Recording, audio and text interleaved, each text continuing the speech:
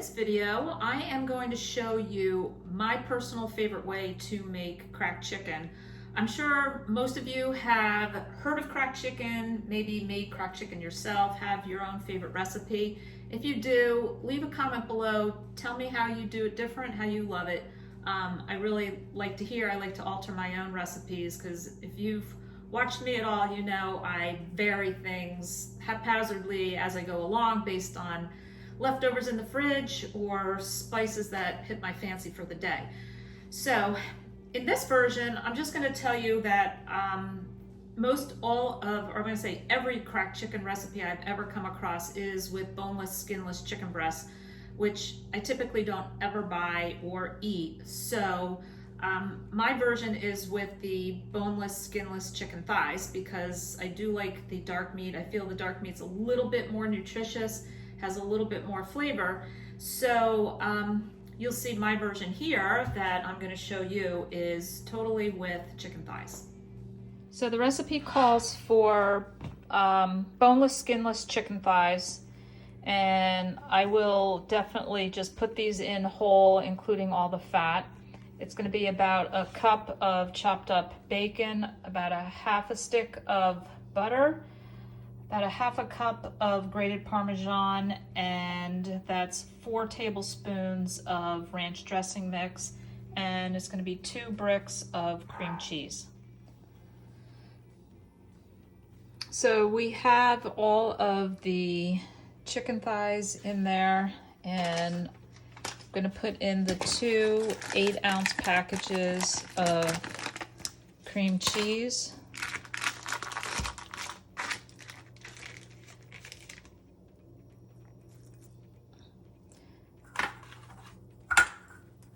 And the butter will go in, the bacon,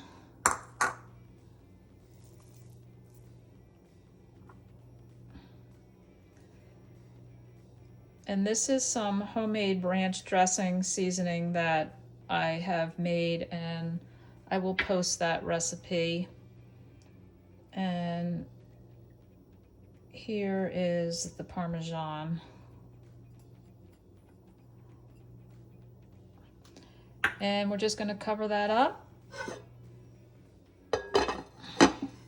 And like the typical crockpot recipes, you can either put it on for 4 to 6 hours on high or 6 to 8 hours on low, depending on the timing of when you want your meal. And I'll show you what it looks like when it's finished. Okay, so this has been cooking for about 6 hours on low, and it should be just perfect. And what's going to happen is we're going to shred all of these chicken thighs, and you'll see in a moment what it's going to look like. So what I do is just take 2 big serving forks and just go in and start shredding those chicken thighs apart. They will just literally fall apart. And then you'll see this sauce will thicken up over a little bit of time, and it's just amazing. You can actually serve it in a bowl just like this, or when it thickens up a little bit, you can make those chaffles to use as sandwich bread or bun for like a pulled cracked chicken sandwich. So honestly, I know this really doesn't look all that appealing. Maybe it looks like a bit of SOS, or I'm not even sure how to describe it, but I can't even tell you. This stuff is so good and makes such great, easy leftovers. You can make a whole crock pot full, separate it into containers, put it in the freezer for future meals, and eat off of this for a couple days. So let me know what you guys think. If you're gonna give it a try, leave a comment on the bottom and let me know how it turns out for you.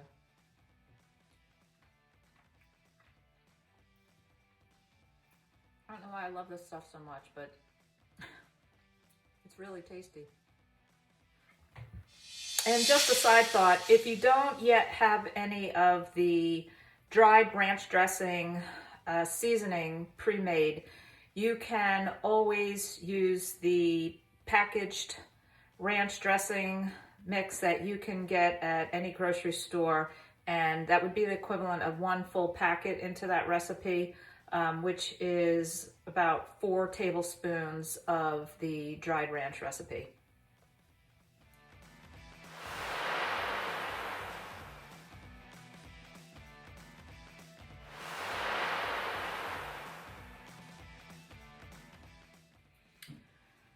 All right, I am excited to make this ranch dressing recipe for you because I know in a couple other cooking demonstrations I've done, I have referred to ranch dressing mix as one of the ingredients, and the store-bought ranch mixes are really not the healthiest of alternatives to use because of things like maltodextrin and whatnot that they put in there. So I have a real healthy, natural, just herb and spice alternative that tastes really good and so easy to make.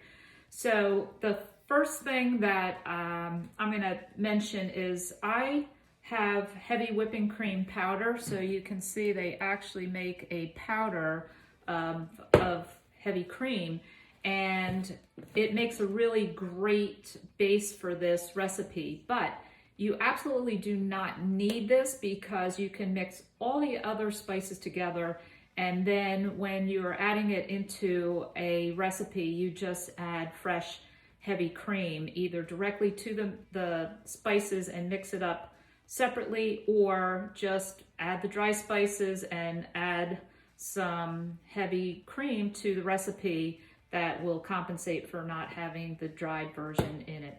I like to put it in just because there's certain things that I like to do that I just have it already in there and mixed, and it's quick and easy. It's not that expensive.